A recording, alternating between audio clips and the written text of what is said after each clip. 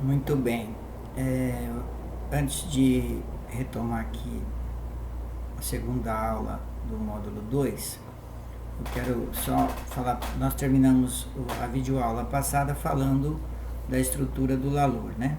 Quero mostrar aqui para vocês qual é a estrutura que nós vamos utilizar, né? Que é essa estrutura aqui, tá certo? Esse é o material que vai estar aí disponível para vocês, né? E que nós vamos trabalhar tanto na parte do Excel para apurar o lucro real, quanto para transcrever para ECF, certo? Então tá aqui nosso resultado contábil, primeira parte as adições, depois total das adições, as exclusões, total das exclusões, lucro real, total das adições e exclusões, aqui faz a apuração final, base de cálculo da CSL primeiro, né? E aqui nessa linha nós faremos a compensação dos prejuízos fiscais, né? Que está faltando a linha aqui, mas nós vamos incluir, tá certo?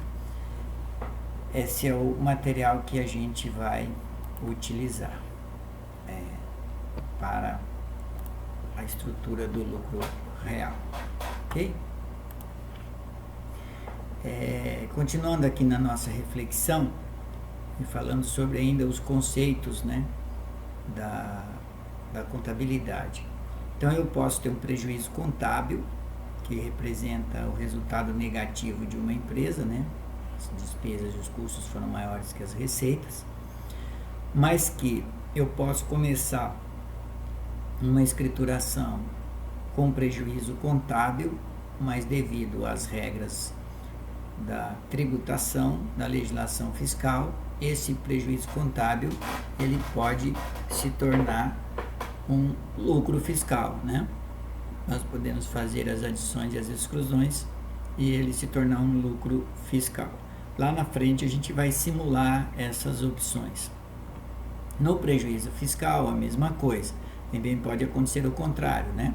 Ou seja, um lucro contábil transformar-se num prejuízo fiscal. Isso ocorre quando as receitas contabilizadas são dispensadas pelo fisco.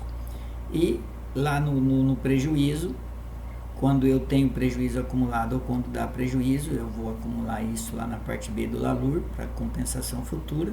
Quando der o lucro, próximo lucro que der, eu posso compensar com aquele valor que ficou do prejuízo fiscal até 30% desse lucro, né?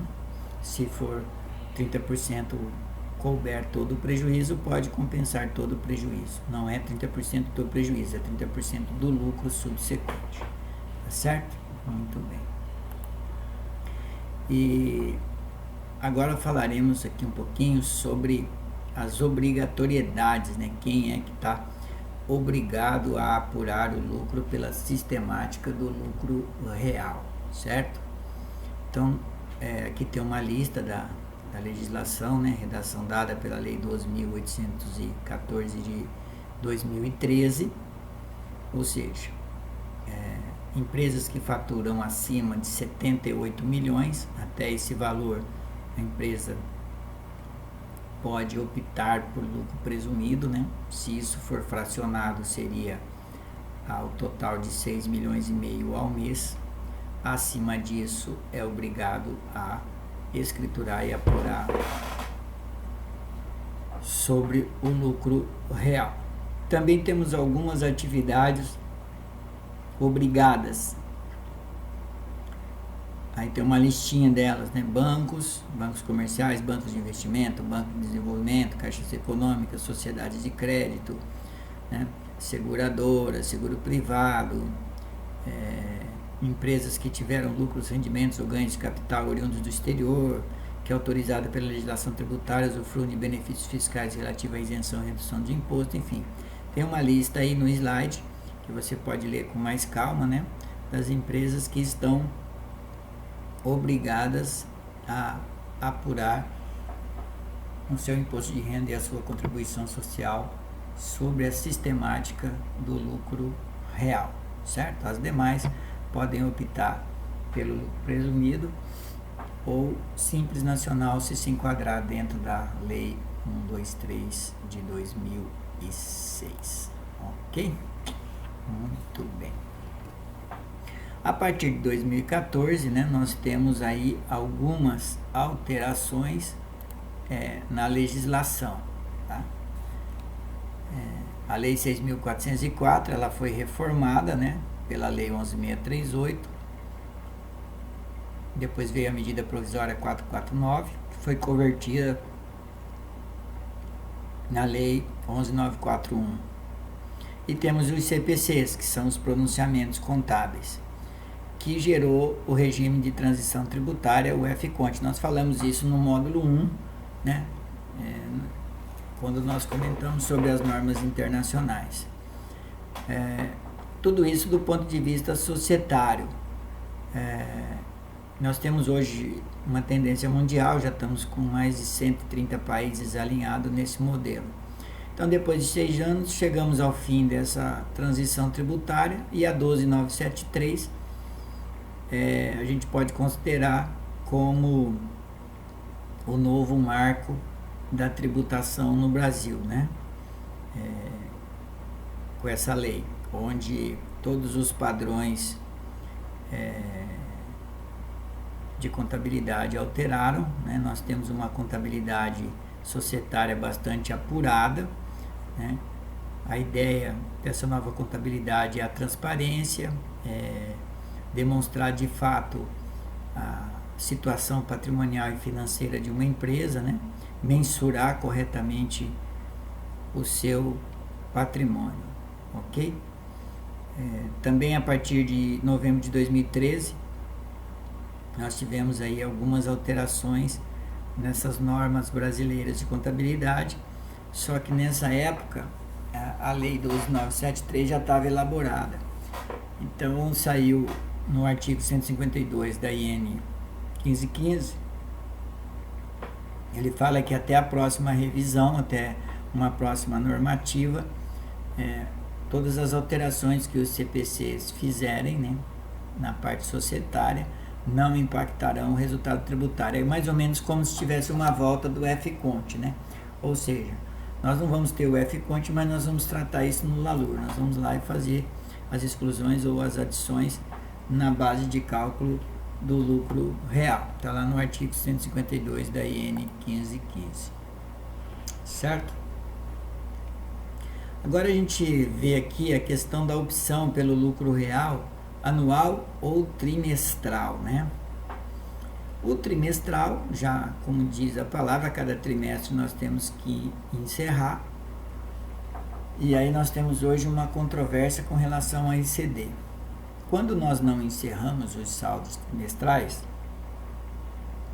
nós temos um sério problema na ICF, que ela apresenta várias advertências, né? 3, 4, 5 mil advertências, ou seja, para cada trimestre não zerado, cada conta de resultado ela considera como uma advertência, porque ela entende que de um trimestre para outro os saldos das contas de resultado tem que ser saldo zero, né? E normalmente nós não fazemos isso, nós recolhemos o tributo pelo trimestral, mas no livro diário contábil nós fazemos anual. Então isso dá para escriturar a ICF, no entanto, ou deixa as advertências ou tem que fazer um gigantesco trabalho manual de zeramento dos saldos na ICF, né? Porque a ECD não está zerada, e o que dá muito trabalho também. Então nós temos que, o correto do ponto de vista fiscal é encerrar cada trimestre. Como se trata de uma tributação definitiva, nós temos que, o correto seria, não é questão de falar se é correto ou se não é correto, né? O menos trabalhoso, ou talvez o mais inteligente a fazer, seria encerrar trimestre a trimestre e entregar a ECD trimestre a trimestre e utilizar o recurso lá do aplicativo da ICF, né? Recuperar cada trimestre e não ter esse problema. Aí o que acontece? Esse imposto trimestral também ele pode ser pago em 3 cotas iguais sucessivas, né? A partir da data da sua apuração. Agora, há que se ter cuidado na opção pelo lucro real trimestral quanto ser vantajoso. Normalmente não é. Quando a empresa tem oscilação de resultado durante o ano, não é adequado. O ideal é que ela tenha um resultado uniforme, né, perto de 60 mil reais também por trimestre, por conta do adicional. Senão ele não fica interessante, né? Passa a ser, você pode terminar o ano com prejuízo e ter recolhido o tributo, conforme a gente vai ver aí na sequência. Então, vamos fazer aqui uma análise um pouco mais aprofundada disso, né? Então aqui está, no caso da opção pelo lucro real trimestral, um prejuízo de um primeiro trimestre somente poderá ser compensado em até 30% de um possível lucro obtido no segundo trimestre. Assim, uma empresa com 100 de prejuízo no primeiro trimestre, 100 no segundo e mais 100 no terceiro, caso apresente lucro no quarto, no valor de 250, vezes 30%, ela vai compensar 75, que responde a 30% do lucro do imposto do lucro do quarto trimestre, certo? Lucro antes do imposto de renda. Na verdade, ela está pagando imposto de renda sobre uma base de 175, porque ela apresentou um prejuízo de R$50 no ano, né? Então, se ela tivesse optado pelo lucro real anual, ela não teria pagado tributo durante ano, né? Então, não é adequado para todos os casos. São poucos os casos que o lucro real trimestral é vantajoso, tá certo? Precisa analisar bem isso. Então tá aqui um exemplo mais clássico, né? Se a Samba representa um lucro de 240 no ano 2008, caso a escolha tivesse sido pelo lucro real anual, o IR no ano teria sido de 36 mil, referente à aplicação apenas da alíquota base de 15%. Nesse caso, a empresa não estaria sujeita ao adicional, devido ao lucro não ter ultrapassado os 240 no ano, que é aqueles 20 mil todo mês que se abate, né? Ou 240 no ano ou 60 no trimestre. Então, a parcela dedutível de 20 vezes 12. Suponha que o lucro de 240 esteja distribuído nos 4 trimestres da seguinte forma, e com o respectivo IR devido. Então, primeiro trimestre, lucro de 70, IR de 11.500. Segundo trimestre, lucro de 70, IR de 11.500. Terceiro trimestre, lucro de 60, IR de 9. Quarto trimestre, lucro de 40, IR de 6. Então, o imposto de renda total pelo lucro real trimestral será de 36 mil, com 2 mil a mais em relação ao valor calculado pelo real anual, por conta do adicional, né? Que eu tenho aqui 2 meses que passou de 60 mil. Então, eu vou ter mais 2 mil aqui do adicional, né? Que é 10%. Então, é preciso muito cuidado para se optar pelo lucro real trimestral do ponto de vista da vantagem dessa tributação, né? Ela talvez seja um pouco mais cômoda, um pouco mais fácil, mas pode não ser vantajosa, certo? Agora tem mais um exemplo aqui, né? Que é o exemplo numérico da perda do adicional, que é o que a gente acabou de falar, né? Que essa diferença é explicada devido ao lucro no ano ter atingido a parcela 240, significando que não tivemos nenhum valor adicional de IR devido. Todavia, quando se faz o cálculo trimestral, os 2 trimestres se apura o excesso. Então, se a gente tivesse optado, nesse caso, para o lucro real anual, como ela atingiu um lucro de 240, não tinha adicional, né? Ela estava isenta da parte do adicional, porque não ultrapassou os 240 mil no ano. Mas como ela optou pelo trimestral e em 2 trimestres ela passou de 60, né? Então teve o adicional sobre 2 trimestres, ok? Aí na sequência tem outro exemplo que você pode analisar e estudar com mais profundidade essa opção para não incorrer nesse erro, tá certo? Quando que o lucro real é melhor que o anual, né? O cálculo dos tributos pelo lucro real trimestral pode ser mais vantajoso em comparação com a apuração anual em poucas situações, conforme a gente já comentou, né? Regra geral, é melhor não arriscar escolher a opção trimestral, certo? Mas um resultado positivo constante acima de 60 no trimestre, a opção pode se tornar financeiramente interessante. Por quê?